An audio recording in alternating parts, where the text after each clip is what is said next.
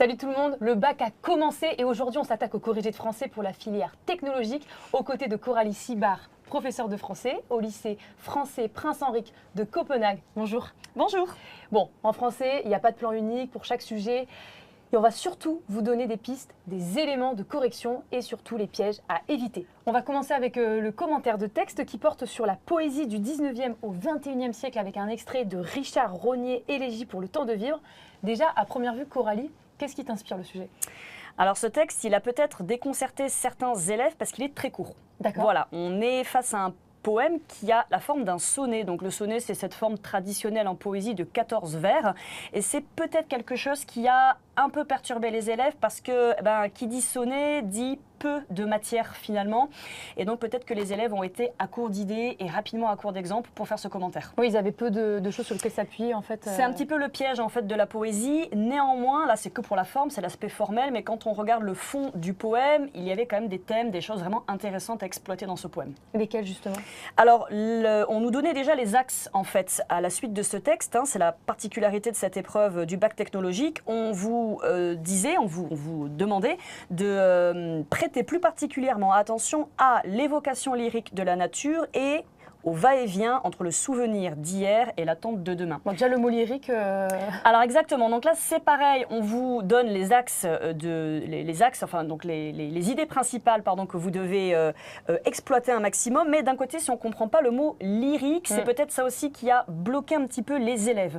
Alors le mot lyrique, je vais aller faire une petite carte mentale au tableau pour vous expliquer en gros ce que veut dire le mot lyrique, parce que c'est vrai que ce mot, à partir de ce mot-là, en fait il y avait beaucoup de choses à dire, et c'est un peu dommage si les élèves sont passés à côté, même si une fois de plus, c'est pas dramatique. Il y avait d'autres choses à dire.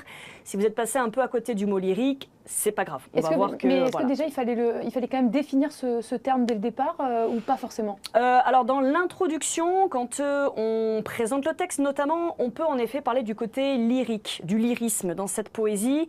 Néanmoins, une fois de plus, ce n'est jamais qu'un mot dans le titre d'un axe, et les axes, il y en a deux, donc on va dire que le texte ne tourne pas que autour de cette notion non plus. Okay. Donc pas de panique si vous êtes passé un peu à côté de ça. Tant mieux. Mais c'est vrai que, et puis ça peut servir aussi aux élèves qui regardent se corriger, mais qui n'ont pas passé le bac cette année, mais qui le passent l'an prochain, qui sont un peu curieux, par exemple les élèves de seconde, qui veulent voir un peu à quoi ça ressemble. Ça peut être une technique aussi quand vous avez un mot-clé comme ça, c'est de faire une carte mentale. Alors la carte mentale, on met le mot en fait comme ça au milieu, et puis tout autour, on va tracer des flèches. Et sur ces flèches-là, au bout, on va écrire des thèmes, en fait, des idées. Et donc le lyrique, en poésie, qu'est-ce que c'est? Et peut-être qu'il y a des élèves d'ailleurs qui l'ont mentionné dans leur copie, c'est l'expression des sentiments personnels. Les sentiments, en fait, on va les mettre au premier plan dans la poésie lyrique. Souvent, les poètes lyriques vont faire appel à la nature. Et d'ailleurs, c'est ce qu'on nous demandait, on nous disait, l'axe disait l'évocation lyrique de la nature. Donc, c'est-à-dire, comment est-ce que la nature permet, en fait, à l'auteur d'exprimer ses sentiments?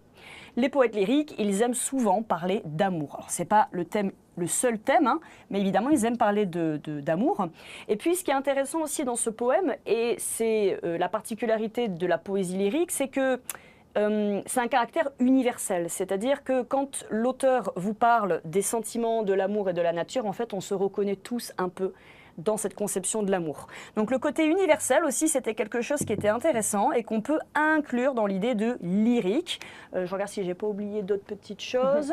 Je vois que tu as écrit aussi une sentiments, voilà. Alors ça, c'était pour le premier axe, c'était le mot lyrique, s'il fallait un petit peu l'expliquer. Après, le deuxième axe, il était plutôt facile à comprendre parce qu'on nous parle du va-et-vient entre le souvenir d'hier et l'attente de demain. Alors, il y avait un mot, ça aurait été bien que vous le caliez. Si vous l'avez fait, c'est super. Le souvenir d'hier et le sentiment en fait qui accompagne le souvenir d'hier, c'est souvent la nostalgie. Donc, c'était un poème en fait qui était à cheval entre un sentiment de nostalgie et après, on nous parle l'attente de demain et l'espoir. Donc, en fait, il fallait dans cet axe-là donner comme idée que c'est un poème à la fois nostalgique, mélancolique et en même temps plein d'espoir avec des touches plutôt positives. Et en fait, c'est la nature, comme on l'a dit là dans le lyrisme, c'est la nature en fait qui va apporter ce côté plutôt positif en fait à cette poésie. Il fallait voir en effet plusieurs allusions, il y en a énormément, à la nature, mais surtout, grâce à la nature, en fait, on a comme une touche d'espoir. Et c'était un poème sur l'amour, certes, l'amour nostalgique, mais en même temps, l'amour plein d'espoir. Voilà. Donc en gros, il fallait vraiment s'attarder sur ces mots-clés pour Ouais. ensuite fournir une C'est analyse ça. approfondie. Exactement. En fait, c'est l'intérêt de ces axes que l'on vous donne, c'est que ce sont des déclencheurs de réflexion. On vous donne les pistes dans lesquelles il faut aller, les voies sur lesquelles il faut vous engager. Et à partir de là, dans vos axes, on donne des sous-parties, vous le savez. Et donc ces axes-là sont faits pour déclencher en fait votre réflexion. Voilà, pour vous donner des idées. Et est-ce qu'il y avait des pièges à éviter dans ce texte? Alors, des pièges à éviter. On évite déjà de faire,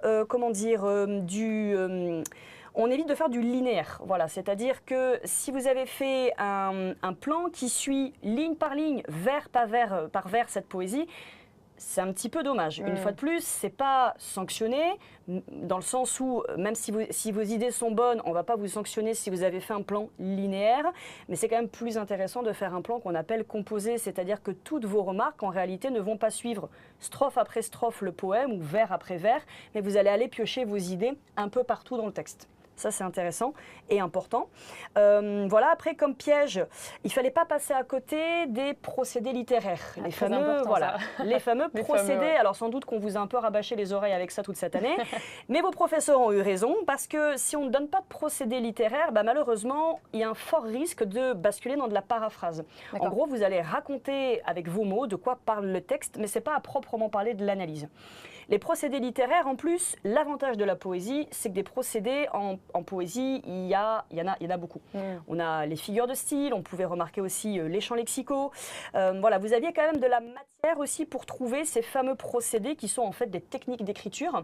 Et puis ces techniques d'écriture, après, il faut les associer à ce que vous comprenez du texte. Et là, c'est parfait. Donc on est d'accord que si on n'avait pas relevé ces procédés littéraires, on est un peu passé à côté du sujet ou... C'est pas qu'on est passé à côté à 100% du sujet, mais c'est que votre copie va être logiquement moins valorisée qu'un élève qui a fait l'effort de trouver des procédés et de les interpréter. Ça, c'est sûr. D'accord. Voilà. Et est-ce que tu aurais des exemples justement de procédés littéraires vraiment précis qui étaient à noter? On en avait quelques-uns. Déjà, il y avait tout un champ lexical de la nature. On avait les prés, une fleur, les montagnes, les brumes, la neige, etc. On avait aussi des figures de style. On a des métaphores, notamment grâce à la nature, une fois de plus. Donc les métaphores, ce sont des images poétiques. Pour après, derrière ces images poétiques, on va suggérer une idée à propos de l'amour, à propos de la nostalgie ou à propos de l'espoir. On avait aussi un côté assez musical dans ce poème. La poésie, c'est de la musique finalement avec les mots. Et puis on avait par exemple des répétitions, on avait Il reste toujours qui apparaît plusieurs fois. Voilà, on avait un caractère assez musical aussi qu'il était intéressant d'exploiter dans ce texte.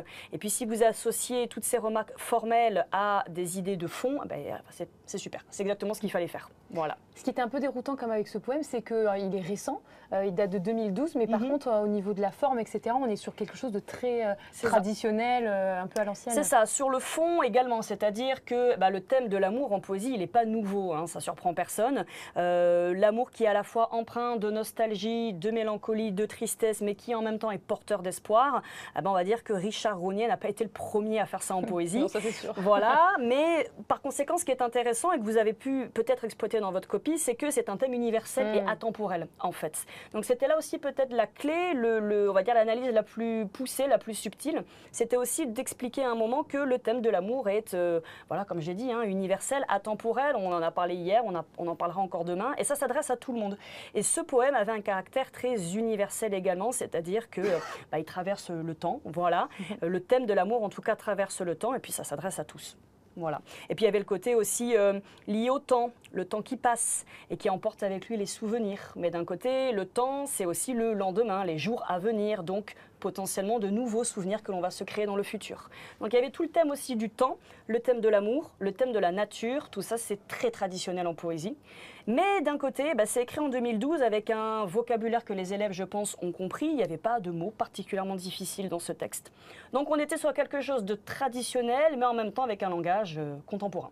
Voilà. Est-ce que tu as un petit tips, quelque chose qui aurait pu faire que l'élève, s'il avait fait s'il avait écrit ça, il aurait pu se démarquer des autres, je sais pas, ou noter quelque chose qui aurait pu être un petit plus. Un petit plus, c'est ce que je viens de dire, c'est d'aller un tout petit peu plus loin dans la réflexion et de dire que oui, donc il y a l'évocation lyrique de la nature, il y a le souvenir et l'attente de demain, mais que tout ça, ce sont des thèmes finalement universels, atemporels, qui concernent tout le monde. Donc c'est ça le truc en plus. Moi, je trouve que c'est ça, et que finalement, et puis qu'on est entre tradition et modernité. Tradition pour la forme du sonnet, tradition pour tous les thèmes très classiques en poésie que l'on retrouve ici, en même temps la modernité, parce que voilà, c'est écrit dans un langage contemporain, et puis c'est écrit en 2012.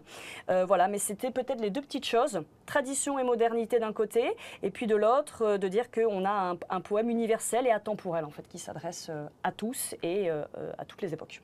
Voilà. Ok, super. On va passer maintenant à la contraction du texte et à l'essai, dont le thème porte sur la littérature d'idées du XVIe au XVIIIe siècle. Il y avait 3 sujets au choix, selon l'œuvre que les élèves avaient évidemment étudié avec leurs professeurs. Donc Gargantua de Rabelais, les caractères de la Bruyère, déclaration des droits de la femme et de la citoyenne, Olympe de Gouges. Et bien pareil, j'ai envie de te poser la même question à première vue quand tu vois ces 3 sujets. Qu'est-ce que ça t'inspire? C'est ça. Alors cette partie en fait de l'épreuve, pour ceux qui ont choisi de traiter cette partie-là, en fait il y a 2 temps. Il y a d'abord une contraction de texte, qui n'est pas un exercice facile du tout. En fait, il faut résumer en beaucoup moins de mots le texte que l'on propose à l'élève. Et après, vous avez une question, ce qu'on appelle un essai. Donc un essai, c'est une réflexion en fait, voilà, à partir d'une question, une réflexion qui est structurée. Et toujours sur le même thème par rapport voilà, à la contraction juste avant. Exactement. Par exemple, le sujet A, ça portait donc sur François Rabelais et son roman Gargantua. Le thème, c'est l'éducation, principalement la bonne éducation dans ce roman. Et en dessous de ça, on avait un texte à propos de l'éducation et la question d'essai porte sur l'éducation aussi. Donc en fait, c'est le fil conducteur. Voilà. Là, la question, l'essai, on vous demandait si une bonne éducation amène à apprendre tout au long de sa vie. Donc je pense que dans un premier temps et en introduction, il fallait déjà définir ce qu'on appelle une bonne éducation. Finalement, qu'est-ce qu'une bonne éducation? Oui, parce que c'est vrai que c'est large. C'est assez large en effet. Et puis après, il faut voir si on peut associer cette idée de bonne éducation à l'idée que, eh bien, on apprend tout au long de sa vie et que c'est parce qu'on apprend tout au long de sa vie que c'est ça qui permet de dire c'est une bonne éducation. D'accord. L'essai, ce qu'il faut absolument faire, et j'espère que les élèves y ont pensé, c'est qu'il faut quand même à un moment discuter un petit peu le sujet. C'est-à-dire que dans un premier temps, on va dans le sens du sujet, on dit que oui, une bonne éducation nous amène en fait à apprendre tout au long de notre vie. On ne cesse d'apprendre finalement, même quand on quitte les bancs de l'école, on ne cesse d'apprendre tout au long de sa vie. Mais pour autant, on peut aussi un petit peu nuancer et dire que une bonne éducation, c'est peut-être aussi autre chose, ou que du moins, apprendre tout au long de sa vie, ça présente aussi des limites. Et en fait, c'est ça l'essai, c'est de montrer à un moment les limites en fait de la question qu'on vous pose. Et apprendre tout au long de sa vie, sitôt qu'on a quitté les bancs de l'école, ça veut dire qu'on apprend par soi-même et pour soi-même. Donc je pense que voilà, c'était des éléments auxquels il fallait réfléchir et donner en tout cas les limites de ce sujet pour le discuter. C'est ça en fait le véritable but d'un essai. Donc en fait pour chaque sujet au niveau de l'essai, il fallait toujours avoir cette idée-là en tête, de poser cette question, enfin là comme ça. Exactement. En tout cas, voilà, de montrer les limites dans chaque. C'est ça. Okay. Allez d'abord dans le sens du sujet. Oui, une bonne éducation amène à apprendre tout au long de sa vie, mais d'un côté ça peut présenter aussi des limites et puis il fallait voilà un petit peu les développer. C'est ça en fait un essai, montrer les limites du sujet. Ok, et donc ça s'apparente aussi pareil donc pour les caractères de la Bruyère. Alors la même chose, les caractères de la Bruyère, on partait sur un autre parcours, un autre thème, c'est peindre les hommes avec un grand H, examiner la nature humaine. Donc là pareil, un texte qu'il fallait contracter. Et en dessous, eh bien, une question, pour bien peindre les hommes, faut-il les considérer avec empathie? Alors, sur ce sujet, il y a peut-être le mot empathie qui a fait un peu peur aux élèves, bien que le texte était là pour ça au départ. Dans le texte qu'on vous donne, le mot empathie, on vous l'explique. Donc c'est vrai que si le mot empathie a posé problème, il ne fallait pas hésiter à se référer au texte qu'on vous mettait avant. On vous explique que l'empathie, il en existe 3 types, la cognitive, l'affective, la compassionnelle. C'est hyper technique en vrai. C'est vrai. Mais le texte juste avant est vraiment là pour que les élèves s'appuient dessus pour pouvoir réussir l'essai derrière. Ouais. Pareil pour Rabelais, la bonne éducation. En fait, le texte est un tremplin en fait à la réflexion liée à l'essai. Donc on peut toujours s'appuyer sur le texte pour trouver des idées. Si vraiment on a du mal et qu'on ne comprend pas empathie ou qu'on a 0 idée, eh bien, le texte est là pour déjà déclencher les idées. Et donc là, pour bien peindre les hommes, faut-il les considérer avec empathie? Pareil, on va dans le sens du sujet. Oui, forcément, pour bien représenter la nature humaine pour bien peindre les hommes, il faut les comprendre, il faut essayer de ressentir, de comprendre ce qu'ils ressentent, il faut voilà, essayer de se mettre un peu dans leur tête pour... Sinon, c'est plus difficile après. Bah oui, c'est clair. Évidemment, c'est difficile parce que, en fait, de faire preuve d'empathie, ça nous permet d'avoir une meilleure connaissance de la nature humaine. Mais d'un côté, on peut les considérer avec empathie, oui, mais parfois, il faut aussi garder toujours son esprit critique. Et ça, je pense que les élèves qui ont étudié les caractères de la bruyère s'en sont bien rendus compte. La bruyère, en fait, il trace, il dresse des portraits plutôt satiriques, on va dire, de personnes, de personnages. Et donc, oui, on peut considérer avec empathie les hommes pour bien les représenter, mais d'un côté, on peut aussi avoir un esprit critique, pas toujours être dans l'empathie, avoir un esprit critique, prendre du recul, voilà, exactement, pour, au contraire, mieux représenter la nature humaine dans tous ses aspects et avec du relief. Parce que je pense que si on agit qu'avec empathie, finalement, on ne représente qu'une une partie de la nature humaine. Alors que si on a un regard un peu plus critique, eh bien, tout de suite, notre peinture des hommes est beaucoup plus profonde. Super. Voilà où était la limite en fait du sujet. Il fallait aller un petit peu plus loin. Ouais, voilà. Donc toi, c'était pour toi, c'était ça le truc. Le regard critique, voilà. Et le regard critique, on l'avait avec les caractères de la bruyère. Parce que j'ai pas précisé, dans l'essai, quand vous donnez votre élément de réponse, vos arguments, il faut donner un exemple derrière. Un exemple littéraire ou un exemple de la vie de tous les jours, mais vous devez appuyer en tout cas votre argument avec un exemple. Ouais, pour justifier le propos qu'on vient de Exactement. développer. Et le fait qu'il faut avoir un regard critique pour peindre les hommes, eh ben, les caractères de la bruyère, c'était vraiment un bon exemple pour appuyer votre argument. Super. Voilà. Ok. Et puis donc le dernier sujet, déclaration des droits de la femme et de la citoyenne d'Olympe de Gouges. La question de l'essai, c'était, tu peux nous la dire? Alors Olympe de Gouges, on part pareil sur autre chose. Le parcours, c'est écrire et combattre pour l'égalité. Olympe de Gouges, c'est cette philosophe des Lumières qui a combattu toute sa vie pour de nombreuses causes, mais en particulier les inégalités entre les hommes et les femmes. Voilà, au XVIIIe siècle. Et donc l'essai, on vous demandait, la littérature et la culture peuvent-elles montrer la voie pour combattre les inégalités? Donc montrer la voie aussi, c'est pareil, je pense qu'il fallait bien comprendre ce que veut dire montrer la voie. Mais là aussi c'est pareil, imaginons qu'on ne comprend pas trop cette expression. Honnêtement, si on comprend littérature et culture, combattre les inégalités, point d'interrogation, je pense qu'on comprend quand même le sens de la question. Eh bien là c'est pareil, il fallait partir du côté de la thèse, de dire que oui, la littérature et la culture permettent en fait de dénoncer les inégalités, permettent de les combattre, la littérature et la culture permettent aussi de sensibiliser les spectateurs, les lecteurs, ça permet d'interpeller, d'éveiller les consciences. Peut-être que grâce à la littérature et à la culture, on a des témoignages de gens qui sont victimes d'inégalités. Donc, eh bien oui, en effet, ça permet peut-être de les combattre en ce sens. Mais, toujours le fameux mais dans l'essai, parce qu'il faut toujours essayer de discuter la question, de discuter ce qu'on cherche à vous faire dire. La littérature et la culture sont peut-être aussi parfois impuissantes finalement face aux inégalités. La culture et la littérature parfois sont insuffisantes. Est-ce que avec la littérature et la culture, on arrive à combattre toutes les inégalités? Eh bien non, on est sans doute un peu impuissant encore à ce niveau-là. Voilà, donc notamment le texte que l'on vous avait mis au début pour faire la contraction pouvait vous permettre aussi de trouver comme idée que, c'est ce que disait le texte, les femmes sont globalement encore trop invisibilisées en fait dans le domaine des arts et de la culture. Il y avait des chiffres avec des pourcentages qui étaient donnés. Donc en gros, la littérature et la culture sont limitées pour combattre les inégalités parce qu'il y a certaines minorités qui ne sont pas suffisamment représentées dans le domaine de la littérature et de la culture. Par conséquent, ça ne peut pas pleinement et toujours, on va dire, combattre les inégalités. Ça présente des limites. Est-ce que si les élèves ont donné d'autres limites, par exemple pour ce sujet, est-ce que c'est un problème parce que là, tu nous donnes des exemples de limites. Très concrets, voilà. C'est possible que voilà, les lycéens qui nous regardent n'ont pas dit tout à fait ça. Est-ce que c'est problématique? Après, toujours pareil, il faut regarder la copie de l'élève pour pouvoir vraiment donner un avis bien clair et tranché. À partir du moment où, en tout cas, on donne des limites et on montre qu'on discute le sujet, eh ben, on répond en fait à la question, enfin on répond à la méthode attendue de l'essai. Donc c'est bien, si vous avez montré quelques limites à cette question, d'abord on va dans le sens du sujet, la thèse, et après on montre les limites, c'est très bien.